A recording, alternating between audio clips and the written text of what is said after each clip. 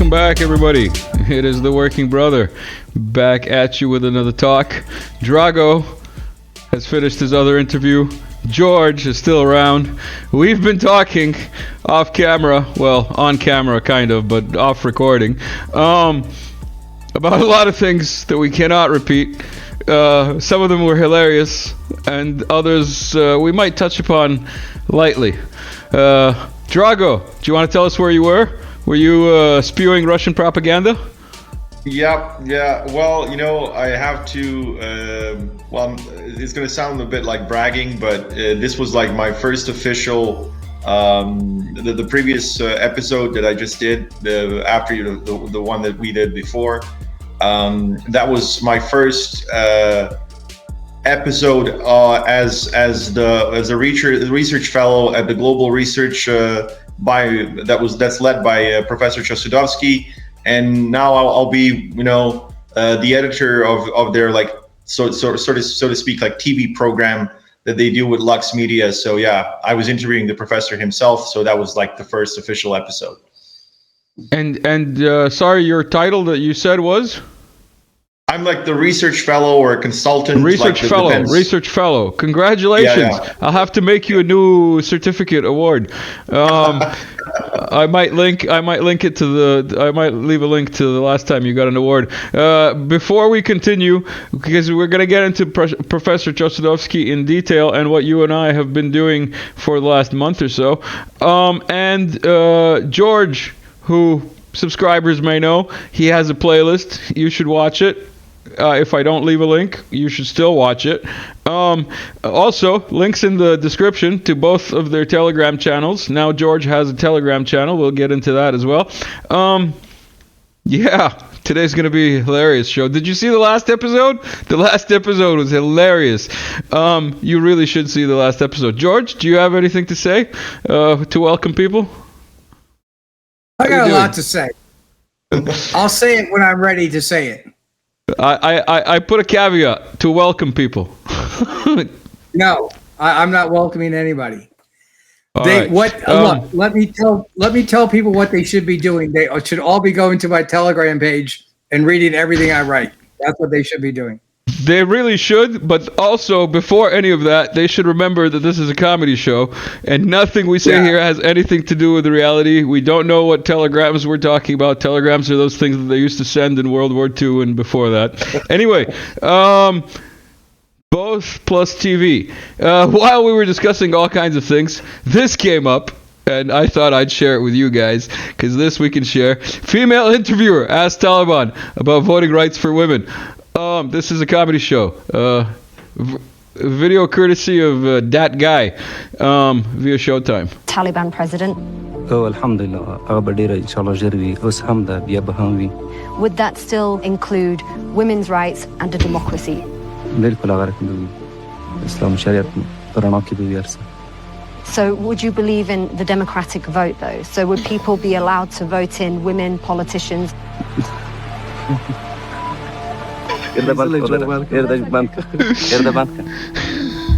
Stop being. Okay, that's fine. Stop it.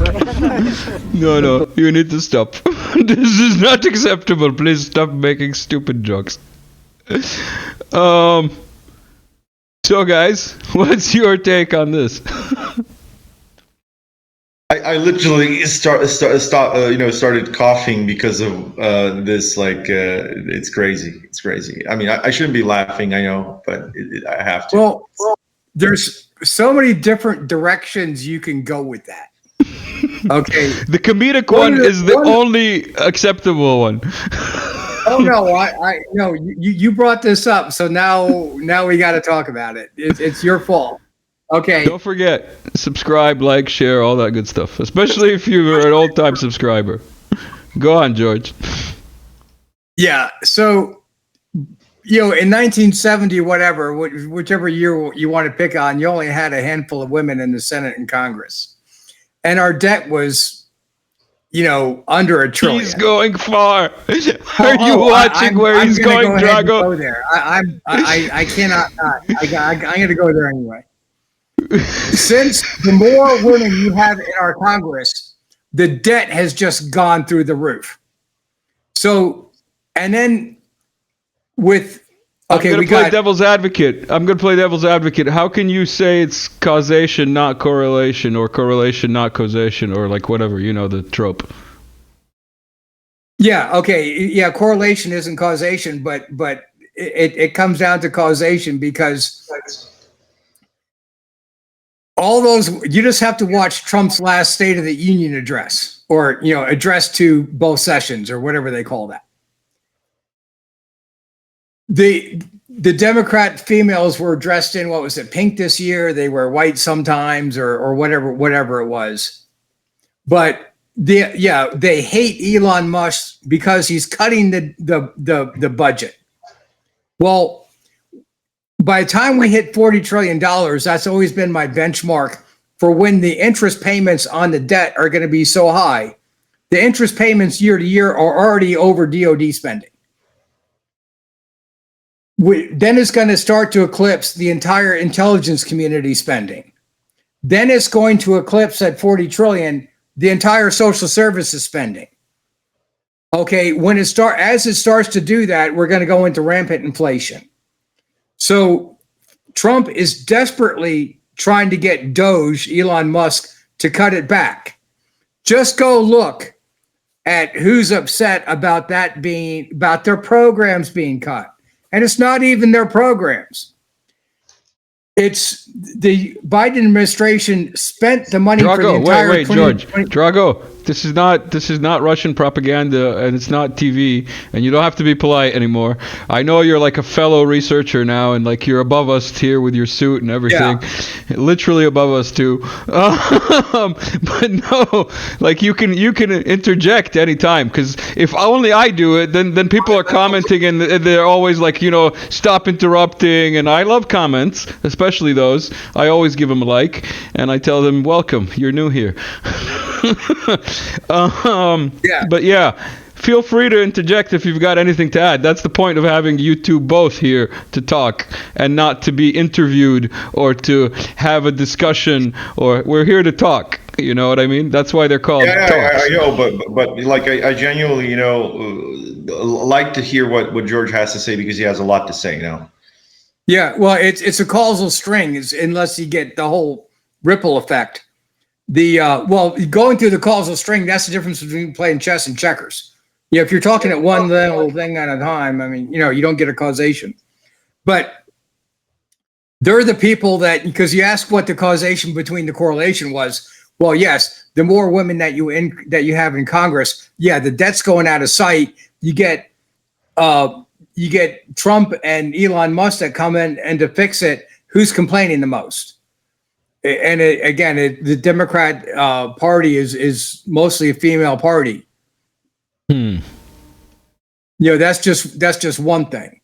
I cannot confirm or deny the validity of this joke that he must have heard on the subway in Texas. I don't know. Do you have subways in Texas, or are you like Serbia, where our subways are only mythical and exist on comedy shows on the internet? Dallas has a train system in it. That's not my question. I asked if you have a subway, or metro, as they call it.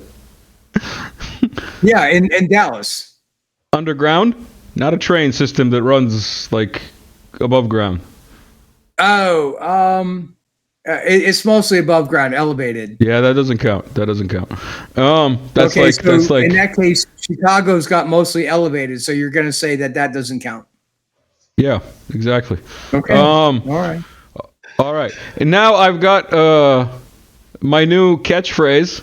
Thanks to all the YouTube and Instagram trolls who have been accusing me of being a sandwich pusher or eater, because I don't support the protests, because I can think and I see fishy things going on. Let me say something about that too. The Biden administration spent the money for the entire 2025 fiscal year. All that USaid and NED funded activities that you see over there, that's funded for the entire year. Yeah, you sent me a write-up about that, and I've been planning to post it. Hopefully by the time this goes live, I'll have posted it on the main channel. on Telegram. But as I was saying, because the bot farms with that funding that you mentioned have been activated everywhere, like literally everywhere on every social media. It's unbelievable. I'll do a expose on it sometime. But I should start a new series, Working Brother Expose, and then like show myself. No. Anyway, Working Brother. Want to support me? Buy me a coffee. I don't eat sandwiches. All right? That's the only thing that funds me. These coffees and the Patreon. Thank you to the Patreons, by the way. Let me flash that up as well. We haven't done this in a long time, and I didn't do it in the last episode. So there. Thank you to everybody who's silent Patreon in the background, getting almost no benefits and supporting my work. It is only me here at the Working Brother. Just the Working Brother. Now, back to the show. Comedy, that is. Shall we get to these comedy articles that Drago has prepared for us? Oh, no, I clicked on the other thing. I guess we'll do George first. George, you want to tell us about this Grand Strategic Traffic Light and your new channel? Yeah, so I have the 7P Plan of the West pages up there. We did videos on that before, and I put up the Russian natural gas series of papers. We did those ever since November 2023. I did lengthy discussions on Energy Newsbeat, but we also did our own parallel discussions of the same topic. Then lately, anybody understanding how Russian natural gas is the new domino theory as far as Russia in the heartland connecting to all the coastal rimland industrial power centers. So I put the Russian natural gas in context of George Kennan's original 5 power center theory. Okay, I added India, so that makes it 6. Okay, why did I do that? Because one thing is cheap, whoever's connected to cheap Russian natural gas, their economies will become more competitive globally and their industry will thrive. Whoever's not connected to it is going to become less competitive and their economies are going to die. So what did the Wolfowitz plan do? It disconnected Germany, the industrial power, from cheap Russian natural gas, and their industries collapsing along with everything else around it. So that's when I come to the conclusion in the Kellogg series of papers, which comes up next, that all Putin has to do is nothing, not meet with Kellogg. The Kellogg plan was DOA. The Rubio ceasefire plan was stillborn. Because if they do nothing, the European economies collapse. The populist parties take over the whole Danube River Valley, with that I've been saying since 2022. And then they start buying Russian natural gas again. But to do that, they have to leave the U.S. sanctions, pay in rubles, which means they're leaving the petrodollar. And then they got to leave the EU and NATO also. So if that loss gets thrown around Trump's neck, then he gets impeached before the midterms. So what did Keith Kellogg do? Keith Kellogg, Rubio, they created the conditions exactly under which all of that would get pinned on Trump so he gets impeached before or after the midterms. So no, I don't think that they are a very good advisement team. That's a funny joke. I think we've seen that during his first presidency when he had like people like Bolton and Pompeo, right? It's the same group. They're getting their information from the Institute for Study of War, which used to be Robert Kagan and Bill Kristol's Project for the American Century, and it was some kind of foreign policy group too, foreign policy group initiative, or anyway, it's funded by the same. Is the husband of Victoria Nuland, right? Correct. Yeah. Donald Kagan moved over from Lithuania. Okay, so they're Kagans, so they're Khazarians. All right. For people that don't know the name derivations. Time out. Just so I can draw people's attention to it, I'm scrolling George's channel. They've got links there, or he has links there to all kinds of articles that he's written, and I will leave a link in the description so you can go right there. And George, keep going while I scroll. You were talking about names and stuff like that. Right. So Donald Kagan, his father died when he was 2 in Lithuania. He came over to the United States 1930s or something like that. He had a mom and 2 sons with no father, so his life must have been tough growing up in Brooklyn.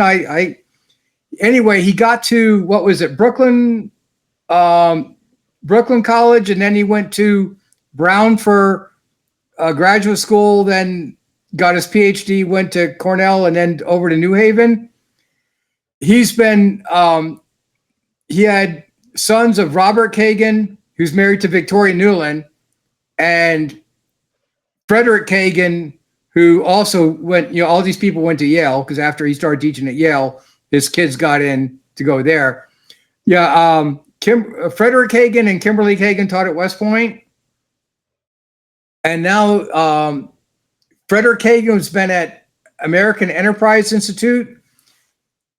Robert Kagan, his brother's next door at Brookings Institute, which is also near the Johns Hopkins International School for whatever you call their graduate school. Oh, the Ralph Nitze School or whatever it is. They're all right next to each other on Massachusetts Avenue, and then PNAC was down the street, and then they moved a couple blocks down and became an Institute for Study of War. That's where Kimberly Kagan works. Elena Kagan was at the Federal Election Commission. Wait, no, she was, Federal Election Commission, then a judge, and then became a Supreme Court justice. So you talk about the biggest inside family around. So them and Ben Crystal, there always been neoconservatives. They always voted Reagan and Republican until through the Reagan-Bush era, and then they switched under Donald Trump. So how come they switched and they started voting with the neoliberals and the leftists? Well, they're all statists of some sort.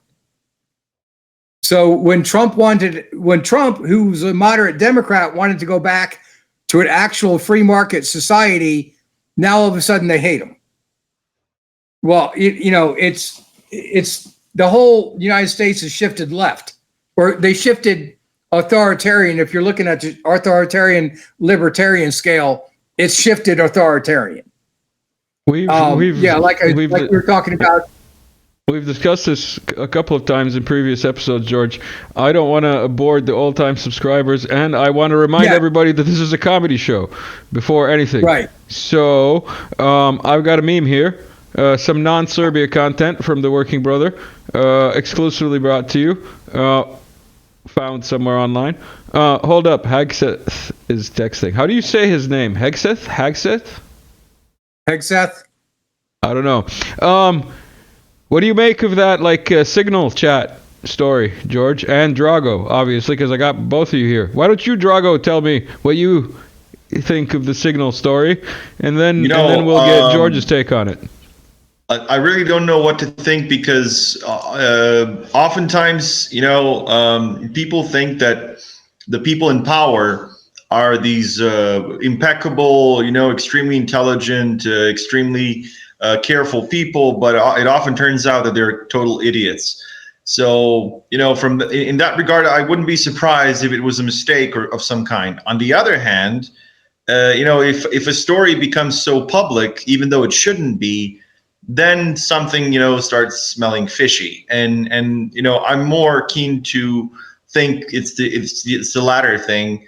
I think it was a deliberate leak, and it was simply like a way to warn the Iranians, and then in combination with all these other things, like the deploying the B-2s, Diego Garcia, and the sending of submarines armed with W-76-2 warheads and stuff like that. I think it's some sort of like a warning to the Iranians. George? Oh, that Signal chat thing. Yeah. Yeah, it can go a few different directions, like what he was talking about. Somebody put Jeffrey Goldberg in there on purpose. He's another one of those people connected to the people I was mentioned before. Those people. So it wasn't done by accident. What the motive was, if you take the Signal chat connected to the New York Times story about how the Ukraine war is run out of Wiesbaden. Yeah, you take that together. Wiesbaden? Well, is that a German name? I've never heard this name before. What does that mean? Oh, it's where the big base is in the Ruhr Valley. It's where the who is? No, where it's where the big military base is in the Rhine. Okay, if you say so. You don't know where all the military bases are in Germany? Oh my God! It's Spangleheim, Wiesbaden, Ramstein, and like it's a bunch of. I just know Ramstein. I just know Ramstein because it has a song, I think, and also I'm not that good on my World War II history.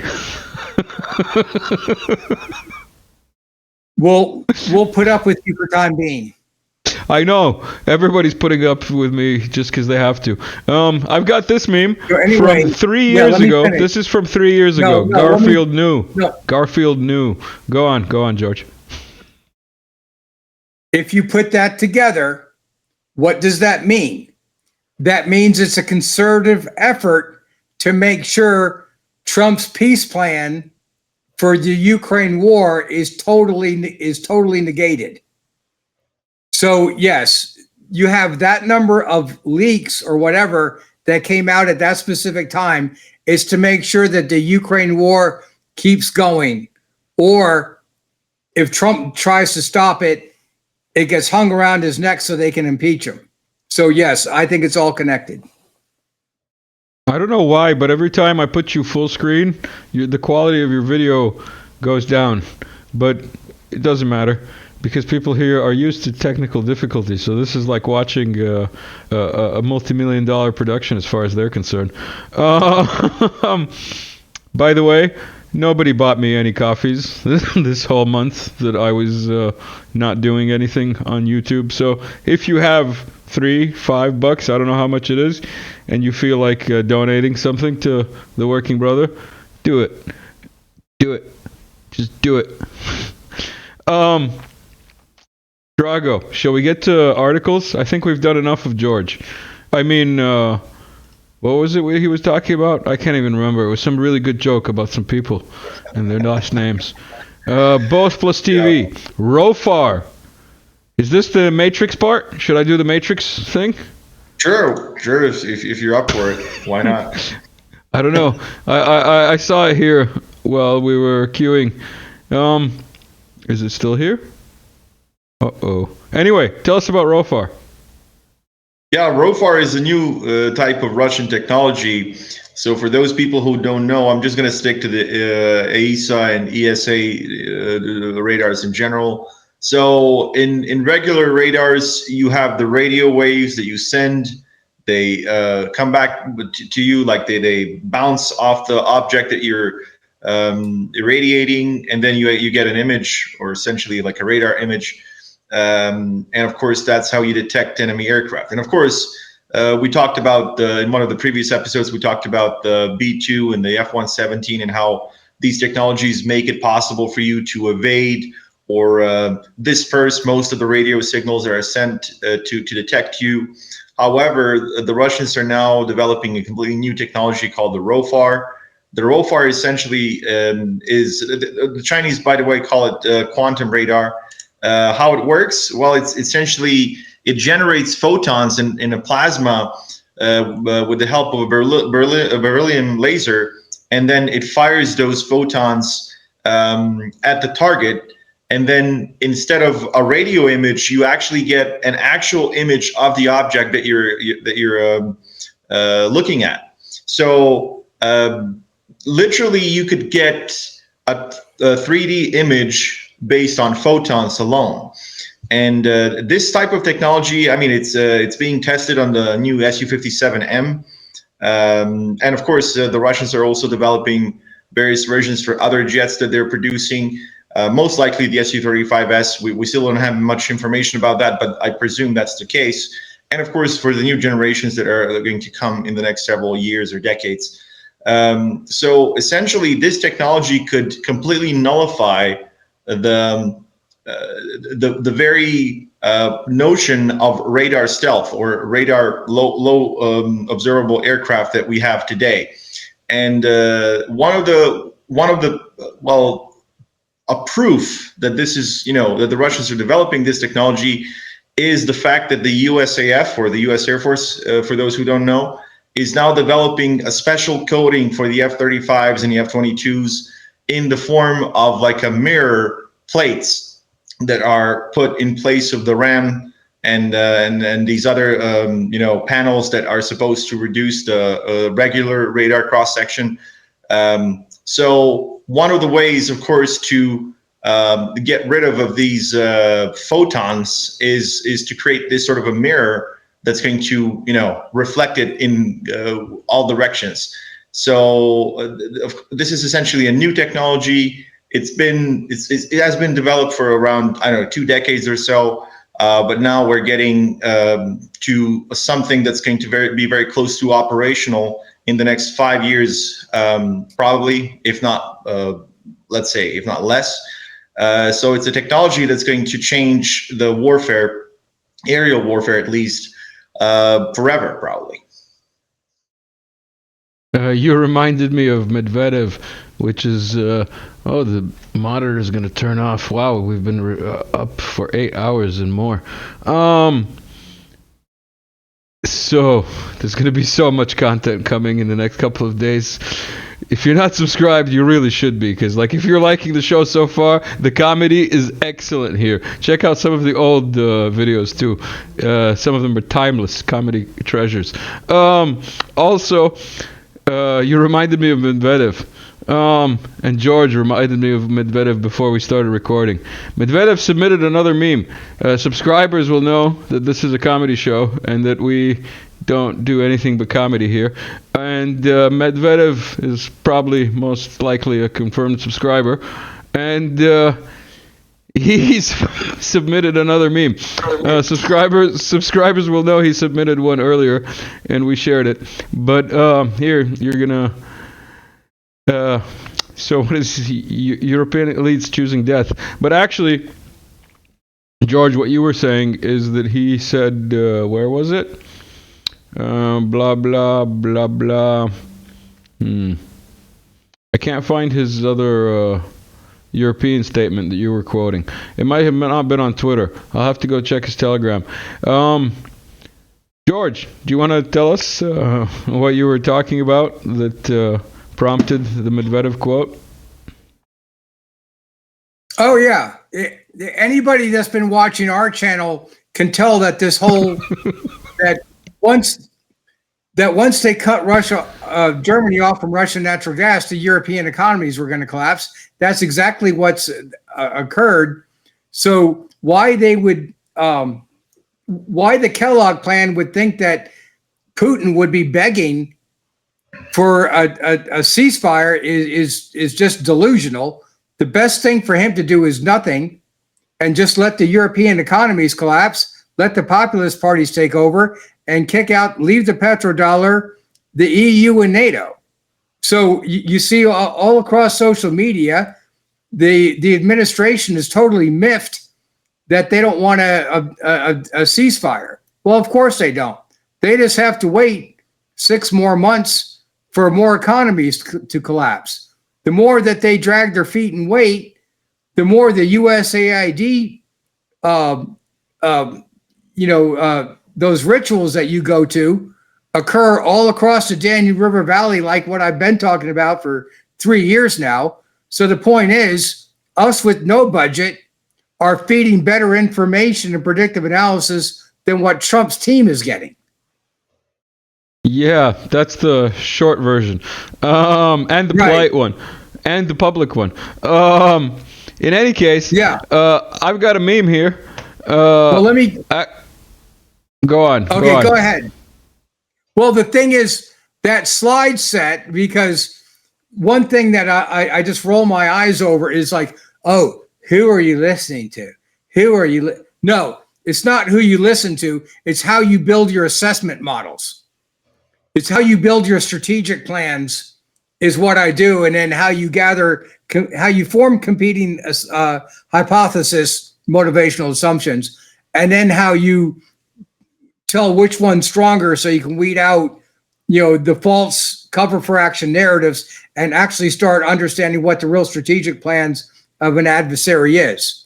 So stop talking and using big words. People don't like big words, and they especially when people talk for a long time, people don't have attention spans anymore, and they just want short stuff that they can consume in 3 minutes, and it's already has a narrative and it's fed to them, and that's why people don't like us and they don't watch our content and they leave angry comments about me interrupting my guests.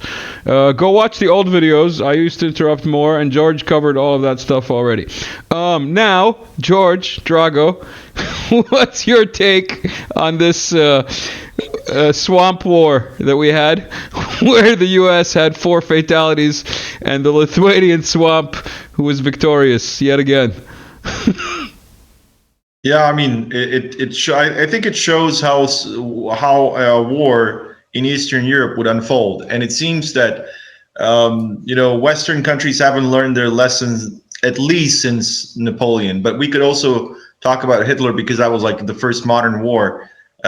Eastern Europe is a step, essentially. There's the Rasputitsa, which is the muddy roads, and the season when the mud is so ample that you're gonna get stuck no matter what. So essentially, it should be understood that the Western doctrine of armored warfare doesn't work in the steppes, because most Western tanks and armored vehicles are very heavy, and then they get stuck easily in the mud. The Russians knew that, of course. That's why they built most of their tanks below 50 tons, with good firepower, good mobility, highly robust, easy to repair and service. And this is one of the reasons why both the Russians and the Ukrainians, have a high rate of repairing damaged tanks. But I'm talking about specifically Soviet era or Russian built tanks. When it comes to Western tanks, this is a far bigger problem. Of course, they have their own advantages, but the issue is, if you go to Eastern Europe with these things, you're going to get stuck and you're going to get killed.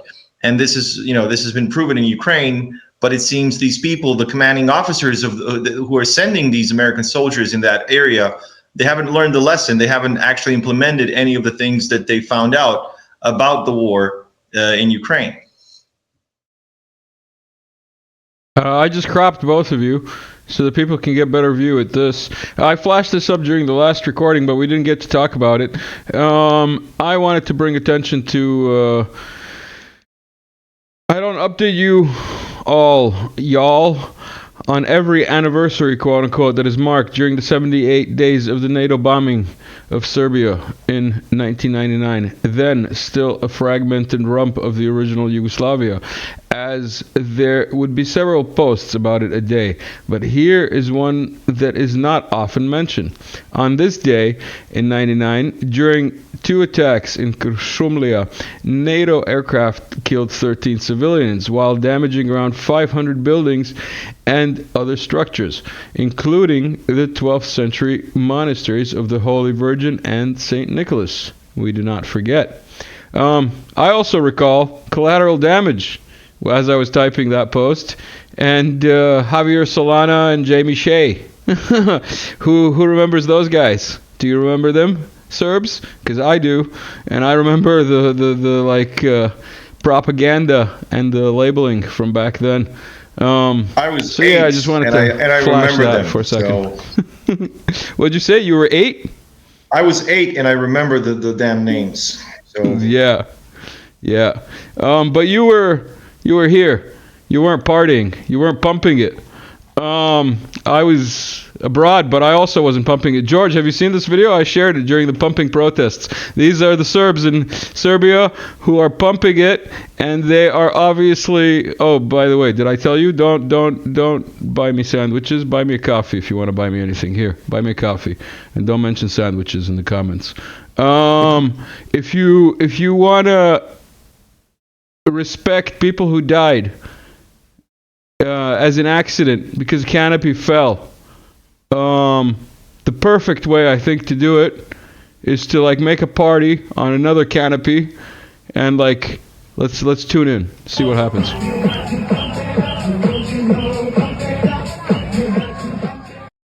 That's what you gotta do, man. That's what you gotta do to like respect people and their memories of, you know, because that shows that the regime is whatever the regimes are, all the way from Turkey to where was it? Slovakia, Slovenia.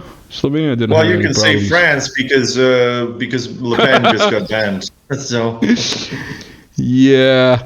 So now and that I the did my, AFD is going to get banned as well. So it's pretty much all of Europe. what did you say? Where was that particular video taken? It's in Belgrade, man. Like the other day. In Belgrade, the other day. I'm getting rid of these filters one by one. Yes, it's a one-man show. Everything that you've seen by the working brother is done just by me. Yeah. I'm not asking for a pat on the back, but I'm just saying what it is. Go on. In Oliver Stone's videos, Ukraine on Fire, he goes over how they've gotten that routine down, all the routines I mentioned before. That's so old, I forgot it existed. What's that? That's so old, I forgot it existed, man.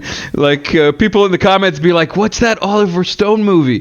Probably. But, like, yeah, I totally forgot it existed. Ukraine on Fire, right?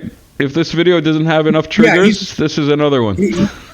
He's got two of them, but it shows an example. But yes, they've learned how to infiltrate these groups back in the 50s, and they keep on improving it.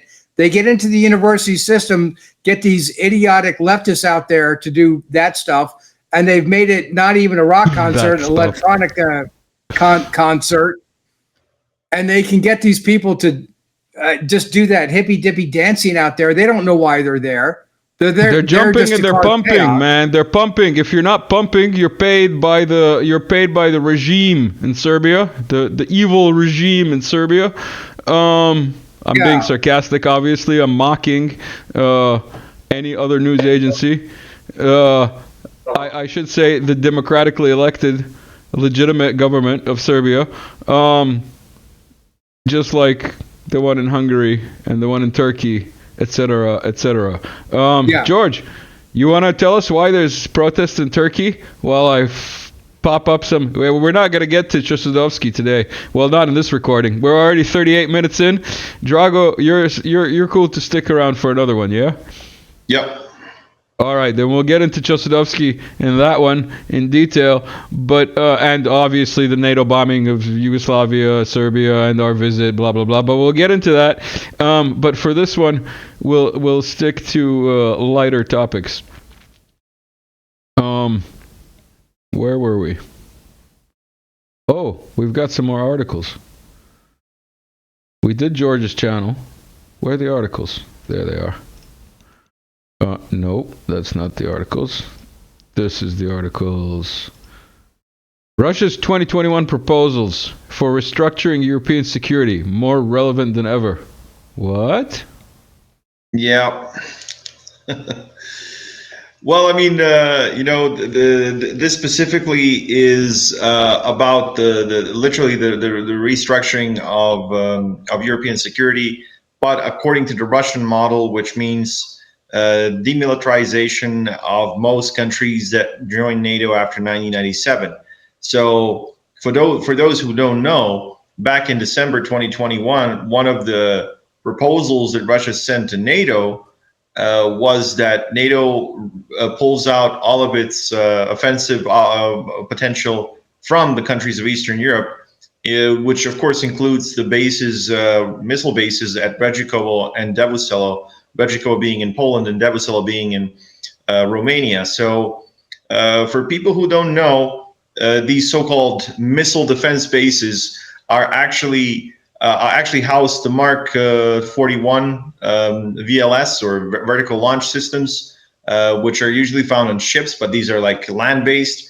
And the Russians are not worried about missile defenses because missiles or anti-missile or anti-ballistic missiles that will be housed in these Mark 41 are actually not able to reach Russian ICBMs that would fly over the North Pole towards North America. What they are able is to house offensive cruise missiles, maybe even hypersonic missiles whenever the U.S. makes them. So these things are offensive weapons, and this is one of the reasons why Russia doesn't want them anywhere near its borders. And back in the 1980s, when the INF Treaty was signed, the Russians didn't tolerate them even in Germany. Now you can imagine how little tolerance they would have for these missiles in Poland or Romania. And of course, Russia doesn't want these things, and it wants these things to be pulled out of Eastern Europe.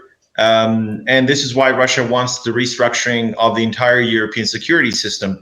And Ukraine is just the first step in this direction.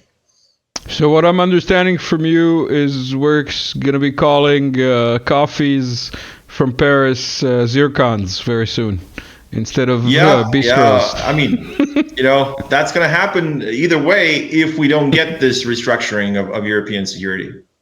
Did you guys see that? Yeah, and why that? I would like to put that in perspective of MAD theory, mutually assured destruction. I love it when you ask a question. What's that? I love it when you ask for permission. I would like to put that in perspective. Yeah. Go on, George. Well, I mean, he's provided, it says the Russians are upset, and the reason why they're so upset is the whole nuclear theory was it would take, 20 to 30 minutes to launch a weapon out of North America and have it land on the other side of the Arctic Circle into Russia where Moscow is. Well, the closer you move missiles in, it decreases that time. If you decrease the time where it takes to pick up a launch, well, then one side can wipe out the other side's nuclear missiles, and the other side can't do a second strike. Well, that makes it the advantage of someone to strike first. If you have an advantage to someone strike first, that induces a war. So stopping a nuclear war depends on the other side or sides having a second strike capability, which means everybody's got to keep their missiles far apart. So by Bush moving the missiles into Poland in 2004 and unilaterally leaving the anti-ballistic missile treaty, well, he just moved rocket launch or missile launchers inside where they're only 5 or 10 minutes away. Well, okay, yeah, they're anti-ballistic missiles. Well, you can't tell what kind of warheads are on a missile. It's the rocket launchers and the rockets are the same. How that thing's programmed and what it's supposed to do on the other terminal end of that is in the warhead, and you can't tell that from a satellite photography. It's programmed inside the device. So yeah, they unilaterally creeped inside the mutually assured destruction perimeter, and it's the complete just unilaterally getting rid of all the old security architecture, and they did it on purpose to see what the Russians would do. Well, we see they invaded Ukraine, so fool around and find out. Yeah, just to add to what George said, here.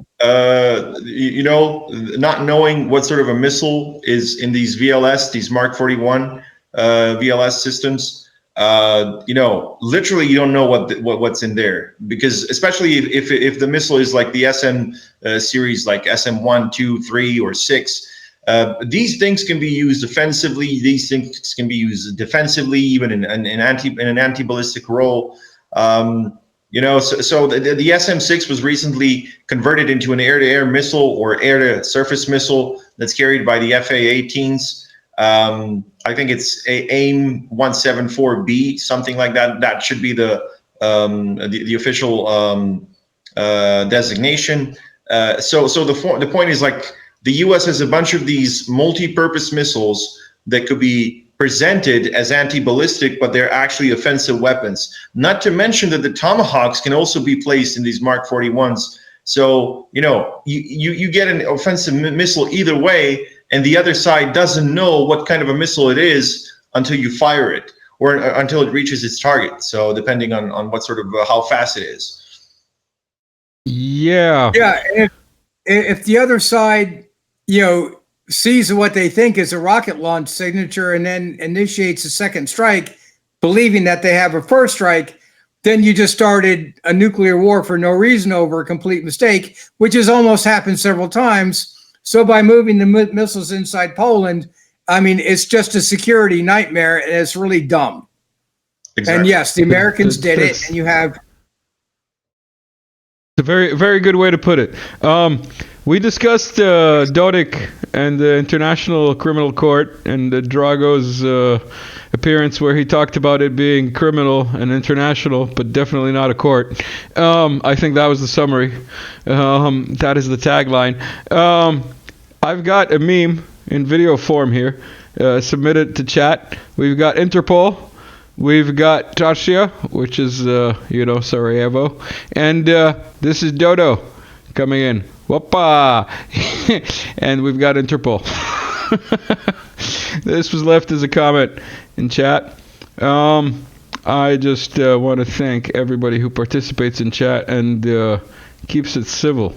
Let's put it that way. Let's see what other videos we've got here lined up. Oh, yes, we've got this classic, Serbian Cinema Classics. Let me put that to the start and cue it up here. George, you want to watch this too? Oh, why is this muted? Did I mute it by accident? I did. Back. Twoje włosy przyparte druże. Mojej. Ima li mleko i snad was? Ima. Moja zemlja. Jebem li ti mater fašističku. Serbian Cinema Classics. Drago, you want to outline that for the foreign audience, including George? What we just watched? Yeah, of course. This is a Serbian movie from the 1990s, or it might be like early 2000s. I forgot exactly when it was released. The guy's name is Petar Popara. He is sort of like a personification of Yugoslavia, that was essentially destroyed at this time. And this guy here is, if I'm not mistaken, a British UN officer. German.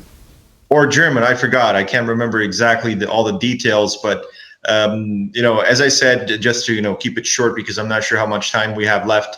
He is the personification of Yugoslavia, the country that was destroyed during the 1990s. And spoiler, where am I? Spoiler alert. Like, he's lost in time basically, and he still thinks it's World War II era, and he comes across these UN soldiers in modern day, broken up, war-torn Yugoslavia, modern day being back then, and has his way with everybody. Go watch the movie. It's on YouTube with subtitles, I believe. George, you remember we were talking about the F-117 and shooting it down? Do you want to see this? You want to see this next part? This is from the era, actual TV interview, Serbian TV. Why am I getting echo all of a sudden from one of you?